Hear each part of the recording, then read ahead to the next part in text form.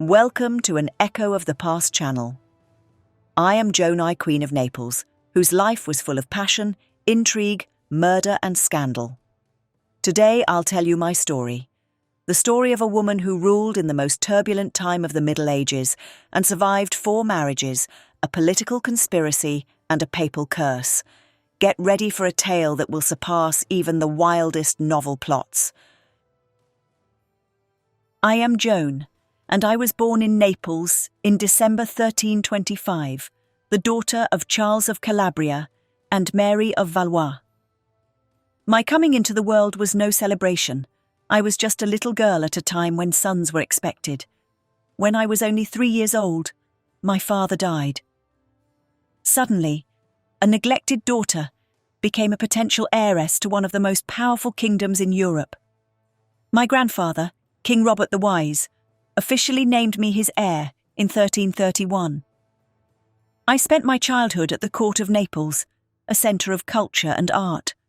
I learned French, Latin, read poetry, studied theology, but most of all, I learned politics, watching the intrigues swirl around the throne, the alliances being made and broken. At the age of 6, I was betrothed to Andrew of Hungary, son of King Charles I of Hungary. But even then I suspected that this marriage would bring me more trouble than good. Andrew arrived in Naples as a boy of 13. He was handsome, but arrogant and conceited. Even as a child, he declared that when he married me, he would rule Naples, not me. That was a mistake. No one would rule in place of Joan of Naples. The year was 1343. My grandfather Robert died, and I became Queen of Naples at the age of 18. I finally held the power in my hands, but at the same time I faced enormous challenges. Naples was a wealthy kingdom, but politically unstable. The nobility was divided into factions, each wanting to influence the young queen. And then there was Andrew, my husband, who acted as if he was already king. Andrew and his Hungarian advisors were pushing to be crowned as king, not just as my husband. His mother, Queen Elizabeth of Hungary, even bribed the Pope to give Andrew the royal crown. Imagine the audacity. I was crowned alone, without Andrew. It was my demonstration of power. I showed everyone that I ruled. Andrew was furious, but there was nothing he could do. The nobles of Naples hated him as a foreigner who wanted to conquer their land. The tension grew with each passing day. Andrew became more and more aggressive, demanding his rights, threatening to take power by force. His Hungarian bodyguards accompanied him everywhere. He feared for his life, and with good reason. I realized that my husband had become my worst enemy. It was either him or me, there was no third option, and I never intended to back down. September 1st, 1345. The night that changed my life forever. We were in Averze on a hunting expedition. The atmosphere was tense. Andrew was acting even more arrogant than usual, as if he sensed something was about to happen. What exactly happened that night? The official story is that a group of Neapolitan nobles decided to negotiate. Andrew left his room, perhaps for some secret meeting. The door was barred behind him by a treacherous servant. Then all hell broke loose. I heard screams, sounds of fighting. Andrew struggled desperately, calling for help, but no one came to his aid. The conspirators overpowered him, strangled him with a cord, and then, and this is the most terrifying part, threw him out of the window with a rope tied to his genitals. His Hungarian nurse, Isolda, heard his cries and tried to frighten the murderers with her screams. Then she took his body to the church and stayed with him until morning. When the Hungarian knights arrived, she described everything to them in their language so that the locals wouldn't hear the truth. Was I present at the murder? Did I know about the plot? That is the question that haunts me to this day. Some historians say I was the mastermind, others say there was never any direct evidence. The truth is more complicated. Yes, I wanted to get rid of Andrzej, but murder? that was the work of my friends, who acted without my direct orders, or so I tell myself. After Andrew's murder, all hell broke loose. His brother Louis, King of Hungary, swore revenge. He accused me of my husband's murder and prepared an invasion. All Europe watched the scandal in Naples. Pope Clement VI summoned me to Avignon to apologize. I was trapped. To stay in Naples was to face the Hungarian army. To leave was to leave the kingdom at a critical moment. I decided to escape. In January 1348, I landed in Provence and made my way to Avignon. It was a humiliating journey. From a powerful queen, I became a beggar for papal support. I spent almost 4 years in Avignon. The Pope interrogated me. The church tribunals examined my guilt. I had to sell my jewels, borrow money, live as a fugitive. But I never gave up. Meanwhile, Louis of Hungary invaded Naples. His armies plundered my kingdom, murdered my followers. Naples became a battlefield where Hungarian and Neapolitan forces clashed. In the end, I achieved a partial victory. The Pope officially cleared me of the charge of murder. It was a political decision. The church needed a stable Naples more than it needed justice for the dead Andrew. In 1352, I was able to return home. When I returned to Naples, I was not alone. I had a new man by my side, Louis of Taranto, a member of a powerful Neapolitan noble family. And this time it wasn't a political marriage, it was true love. Louis was the complete opposite of Andrew. Where Andrew was an arrogant foreigner, Louis was a Neapolitan patriot.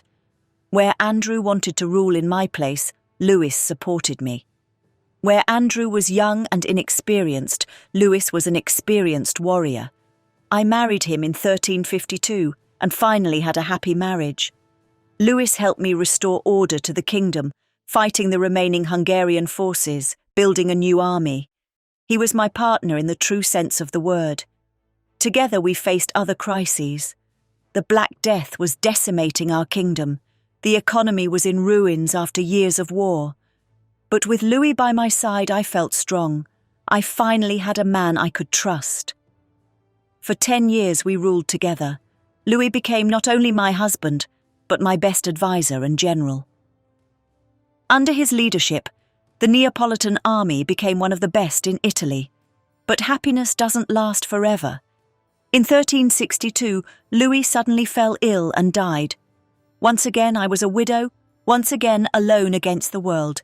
But this time I had experience and I wasn't afraid of the future. After Louis died, I needed a new ally. Naples was facing pressure from many sides. The Pope wanted more control. The French king claimed rights. The Italian city-states were attacking our territory. In 1363, I married James IV of Majorca. He was a strange man, a former king without a kingdom, an adventurer and a dreamer. He promised me he would take back Majorca, and I would be queen of the islands. I naively believed him. James was obsessed with his plans to reconquer Majorca. He spent my money on hiring mercenaries, building ships, diplomatic missions. For 12 years I financed his dreams, but Majorca remained in Aragonese hands. In 1375, James died trying to conquer his lost empire. I was widowed a second time because of my husband's military ambition. But this time I was not sad. James had cost me more than he had brought. My fourth and last marriage was to Odo of Brunswick in 1376. Odo was a young German prince whom I married mainly because I needed a male heir. I was over 50, he was barely 30. Odo was weak and inexperienced.